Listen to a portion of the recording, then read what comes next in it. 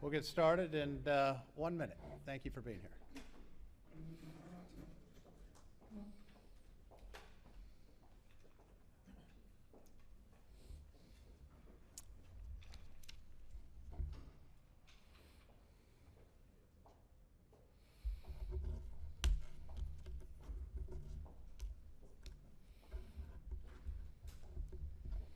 Tell me when you're ready.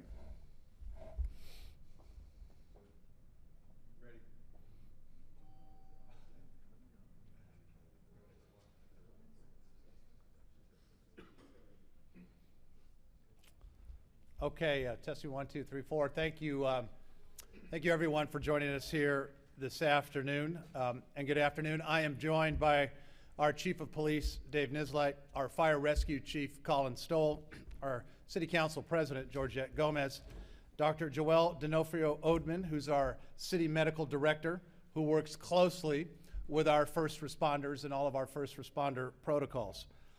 We want to update you on new actions the City of San Diego is taking to combat the spread of the coronavirus, also known as COVID-19. These actions are being carried out in cooperation with the County of San Diego Public Health Department. We do not make these decisions lightly. However, they are necessary to protect our community. I would note here at the beginning that I've spent the day speaking with all of our council members and Council President Georgette Gomez, as I said, who is joining us here today. And I appreciate all of their partnership during these difficult times. Now I want to talk about the new directives that affect the City of San Diego residents and businesses. The County of San Diego earlier this afternoon issued a directive for the region. And I want to emphasize that the following, that this will be in effect in the entire City of San Diego as well.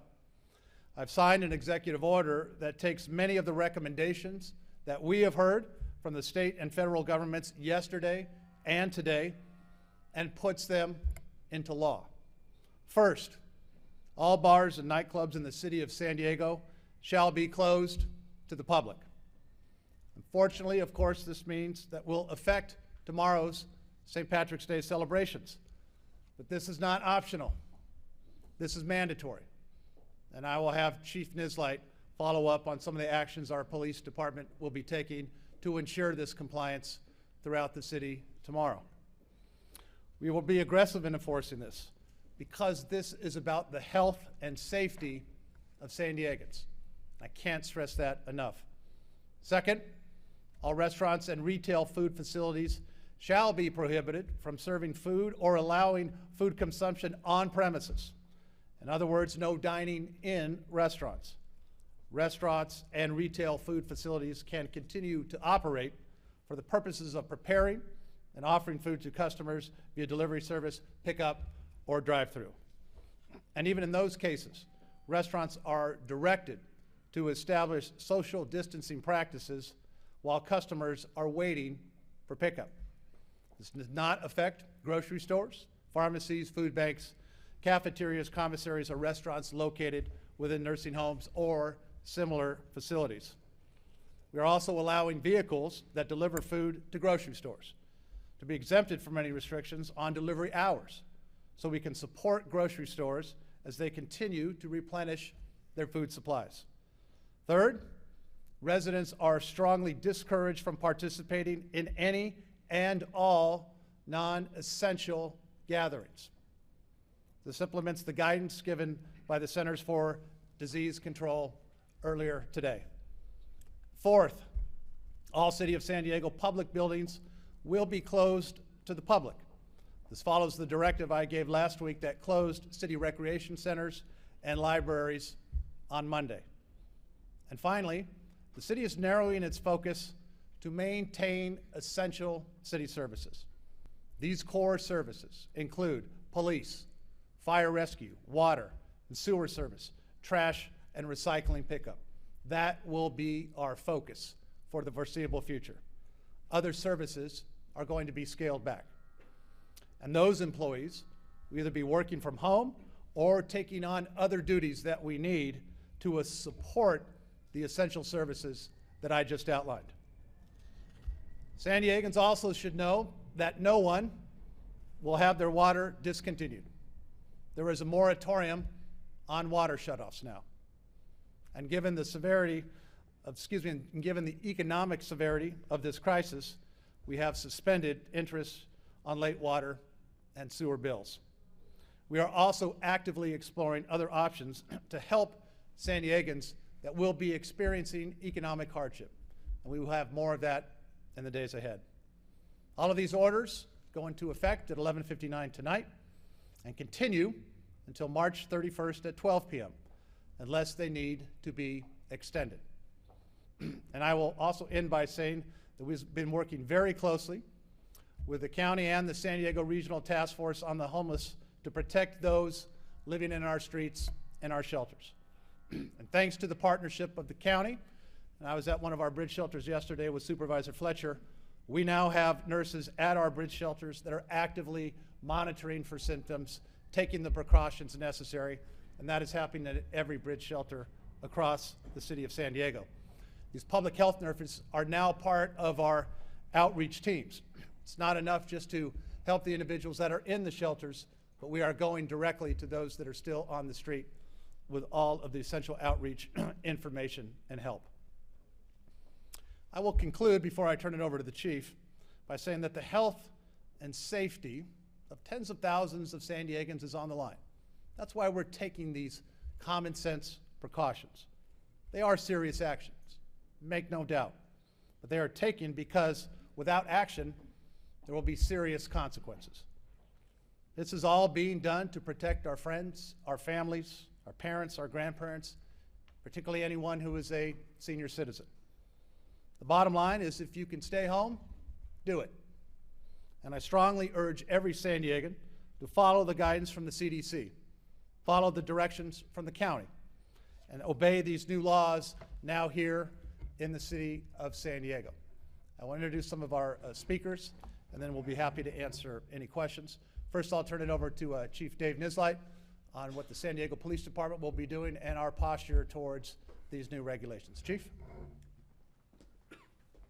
Thank you, Mayor. First of all, I want to thank you all for being here and good afternoon. I want to assure all San Diegans that the San Diego Police Department is open, we are fully staffed, and prepared to handle any emergencies that you might need from the San Diego Police Department. I also want to kind of calm everybody's nerves. During this time that we've been dealing with COVID-19, we have not seen an increase in crime. In fact, our radio calls or our calls for service have stayed very consistent, and it's something that we're monitoring on a daily basis. So I just want to make certain that nobody thinks that we're seeing a spike in crime, because we are not. I really want to heed the advice to all San Diegans that we really need to follow all these mandates. These mandates are here to keep San Diegans safe and to limit or eliminate the spread of this virus. So when you hear these mandates of bars and restaurants, we need you to follow those mandates. It's to keep not only public safety safe, but it's to keep all San Diegans safe. I also want to just warn the citizens that as officers respond to calls for service, you might see them wearing what we would say are PPE or personal protective equipment. Please do not be offended by that. They might ask you questions as it pertains to your health. If you're experiencing a sickness or anything like that, that's so we can make certain that you are getting the appropriate care that you need, but also making certain that we are staying safe so we can continue to serve our communities. And lastly, on the mandates on these bars and restaurants, I want to let you know what you're going to see tonight from the San Diego Police Department as it pertains to these new mandates on bars and restaurants. You're going to see officers from our vice section and officers in uniform making contact with many bars and restaurants to educate them on what is coming and the enforcement posture we will be taking with this. We ask everybody to follow these mandates and follow the closures. We will also be following up on a complaint-driven process, and you will be given a notice of violation if you do not heed these mandates. And with that, I'll turn it back over to the mayor. Thank you, Chief. Now I'd like to have Fire Rescue Chief Colin Stoll come up and say a few words about the actions of our Fire Rescue Department. Chief? Well, thank you, Mayor, and thank you for being here. I also want to echo something that we are fully staffed. Our firefighters, lifeguards, and paramedics stand by and are prepared to respond to the same emergencies with the same level of service that we always have. We have implemented protocols, operating procedures to identify high-risk patients, to protect ourselves from exposure and transmission of the communicable disease, to better prepare and to better service the city. In order for us to provide this level of service, we have to look out after the first responders and the protection of them as well. We have implemented protocols for our own protection so that we can continue to provide this level of service in the weeks to come. We know that this may be around for quite some time, and looking at the health of our first responders needs to be a priority so that we can continue to provide that level of service to our residents and to our visitors. We have educated our workforce. We have made sure that we are able to recognize the early exposures of our personnel to make sure that they are followed up on and receive appropriate treatment. So I can assure you that not just the City of San Diego, but we are working with all of our regional public safety partners to make sure that we can get through this emergency together and continue to provide the level of service that we have and we expect in our city. So thank you. Thank you, Chief. As I mentioned earlier, I really appreciate the support of the council president and all the council members as we are working together at one city during these times. And with that, I will introduce Council President Georgette Gomez. Council President. Thank you, Mayor, and good afternoon to everybody. I'm in strong support of the measures that the Mayor just announced as proposed, because I believe that it is the right thing to do for San Diegans to ensure that we're not spreading the virus. But this epidemic was already hurting people financially, and the Mayor made statements of that, throughout our city and across our economy. It's affecting some of our most vulnerable community members and families, individuals, and small businesses. We all must acknowledge that these new measures create even more urgency to act immediately to protect people, especially those that are most risk and devastated financially hardships. Tomorrow, I will hold an emergency city council meeting, not only to ratify the mayor's declaration of the state of emergency, but also to discuss with my colleagues a comprehensive package of proposals to protect our residents, including stopping residential evictions to occur due to non-payment of rent, stopping evictions and mortgage foreclosures on housing authority properties that occur due to non-payment, stopping evictions of small businesses under commercial leases, providing relief for individuals and landlords who have suffered several loss of wages and income, stopping and utilizing shutoff of late fees and non-payments, delaying the collection of business tax certification fees, ensuring that we enforce our earned sick leave and minimum wage ordinance, opening hotel rooms to our unsheltered individuals and families with supportive services, exploring a moratorium on city vehicle habitational ordinance, and calling for a halt on immigration enforcement operations, including entering checkpoints in sensitive locations such as hospitals, clinics, and other healthcare facilities. This is really important to ensure that we are ensuring safety for all residents of our city. To many of our residents and families that are already struggling under the weight of the high cost of living in San Diego, this is to ensure that they feel that they're supported by our colleagues here in the city throughout our communities. And we are making sure that we are protecting our community residents, but also ensuring that we're creating a safe community for all. And the intention today is working very closely with our mayor and ensure that we are here and ensuring that our community is working strongly to ensure that we're creating a safe space. So my office is ready to do the work needed to ensure that we are creating and we are reacting to the needed reactions to ensure that we're creating a safe and healthy community for all. And we're asking all residents to please cooperate and ensure that you're staying at home if you're able to, and if you're not, to please call us to ensure that you're getting the necessary support from our community. Thank you. Thank you, Council President. Last up, I'd like to introduce, as I mentioned earlier, Dr. Joel D'Onofrio-Odeman, who's our city's medical director, who works closely with all of our first responders and all of our protocols. Doctor, thanks for being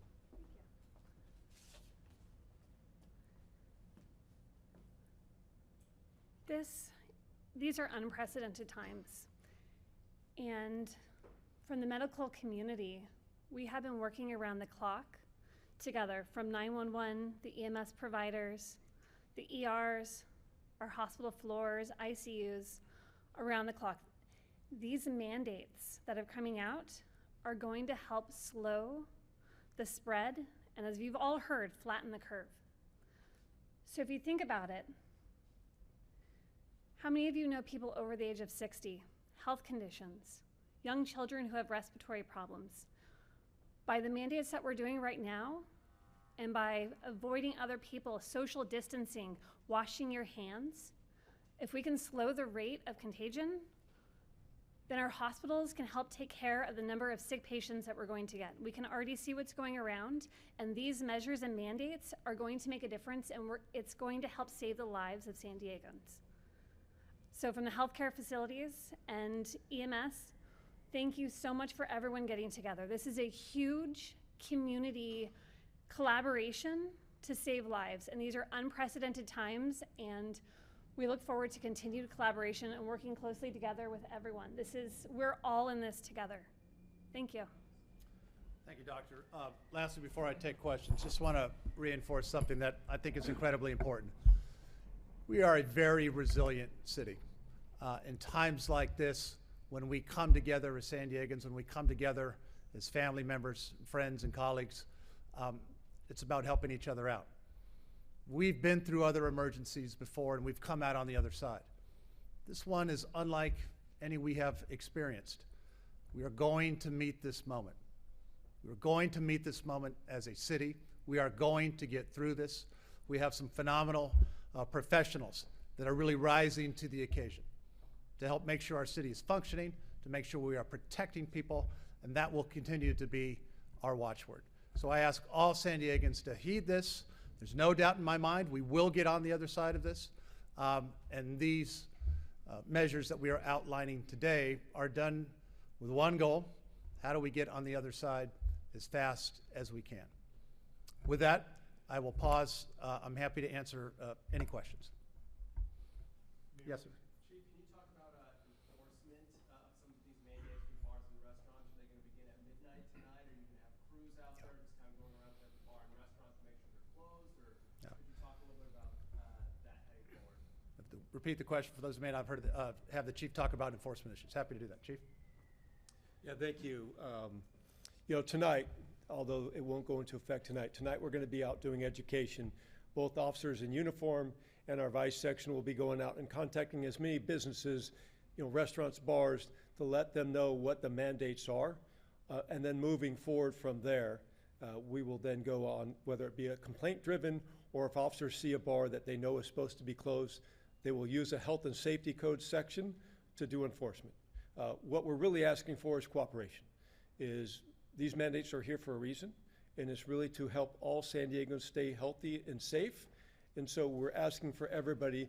We understand the financial hardships, but what we're asking for is think big picture, think about wellness of this community, and to heed these mandates and to close. Is there a punishment? Is there a fine or something that's going to be given? That will be something the courts will have to decide down the road. And quick question in terms of if you can clarify just the restaurants, like there's Bar and Mash that has a liquor component and restaurant component. Can you clarify for a lot of people who've had questions with regards to that? Yeah, so I mean, it's pretty clear restaurants can't have anybody dine in. So bars would be the same thing. Some bars do serve food, but primarily if they're a bar, they cannot be open, and you can't be serving food and beverage at the same time. So that would mean bars would have to be closed. And so that will be part of the educational process that detectives from the vice section and officers tonight will be going out and answering those questions, providing the health and safety code that will be used so everybody understands. Again, we want to make certain that we're educating folks and then moving forward, asking for cooperation. But if those that don't want to cooperate, then we will have to move forward on enforcement. But again, that's not our wish. And one other question also is, I know it's kind of obvious, but a lot of people are talking about civil liberties when it comes to shutting down restaurants. say to those folks who say that this treads on civil liberties? Yeah, no, I appreciate that. This is about the issue. This is about protecting people. It's about saving lives. And this is about taking all the steps that are prudent and necessary to help stop this as quickly as possible. We haven't had to do this before. This is unique. It's not a decision that I take lightly as mayor, but it's one that's necessary to protect our city. That's my job. That's my duty. That's what we are going to do, working on this together. As the chief just said, we are expecting everyone to comply. This is not optional. This is mandatory. And our officers and our police department will be out there to ensure this compliance because it's in the best interests of everyone. Yes, sir. I wondered your thoughts on what San Francisco has done. Are we to that point? Is that what you're saying today? Raise us to the level where San Francisco? Yeah, I think one of the things that we continue to do is I've really stressed this with our county partners as well. We speak with one voice. Not only the city of San Diego, the county of San Diego, and all of our other jurisdictions. We're going to make the decisions based upon the facts of the ground here in San Diego County. These are the decisions that we have gotten to today with guidance from some of our, as I said, federal CDC and others. That will continue to change. That will continue to evolve. And so we will be flexible, we will be nimble, and we will make the decisions based upon facts, working with our city and county public health officials, again, with one goal: how do we protect people in the best way possible? Is it possible, though, that a citywide lockdown could be something on the table? We're going to be flexible and nimble to do anything that we need to do to really help protect families. And so this is a fluid situation. It's, like I said, it's designed to making sure that we're taking the steps that we need to necessary to have an immediate effect and to ensure that we have the enforcement in that. And I can't stress that enough. And that's the work that our police officers, our men and women who are going to be out there tonight. The chief has done a lot of preparation this afternoon, getting ready for this announcement. As I also heard of our fire rescue chief, Chief Stoll, and I can't say enough, as we are scaling back some other city operations to focus on essential city services. I cannot say enough about the men and women that are out there, that are wearing the badge, that are keeping us safe. They're going to make those runs day and night. They represent the best of who we are. We're lucky to have them. In Lisa. light of efforts to try to help the homeless Yeah, population Lisa. that's extremely vulnerable here, have there been any discussions about changes to enforcement? I know obviously City Council President Gomez had proposed, relaxing vehicle habitation enforcement, but could there be changes to other types of enforcement that affect certain vulnerable populations? We're going to look at everything with one goal: how are we keeping those men and women that are on the streets and homeless safe? Again, having the assets that we push so hard for, both us and the county, and successfully have our public health nurses not only in the bridge shelters but actually on the streets. We're going to be taking all steps that we need to necessary with one goal: how are we identifying, how are we move people that may have symptoms into a safe and secure environment. That's our goal, and that continues to be one of our largest focuses. All of the discussions that we are doing every day, Alpha Project, St. Vincent de Paul, Father Joe's, VVSD, and I really can't say enough again about our homeless service providers who know the conditions that unfortunately many of these folks have. And so we're really doing everything that we can to protect them, and we will support policies that do that, Lisa. So will you relax enforcement of encroachment, illegal lodging, and vehicle habitation? Yeah, all of our efforts are going to be done to what steps can we take to help get people that help, that support, and working with our county and city medical to say, how do we make sure we're helping people and keeping them safe medically? Yeah. Does that include suspensions or at least a temporarily stopping payment on like a moving violation or a parking ticket or some other type of? Yeah, we will be announcing help in terms of parking and parking meter tickets. We'll be announcing that a little bit later on this evening. Again, as the council president just said, this is going to be difficult times. It's going to make difficult things financially. And we want to make it easier for folks to not only stay at their house, their residence, not have to worry about a parking ticket, and not have to worry about things like your water getting shut off. These are remarkable efforts that we're taking that we haven't ever done before. It's the right thing to do. Yeah. So this question is for Chief Nislett, if I can. Yeah, Chief. With people heading out, maybe if they decide they want to try to head out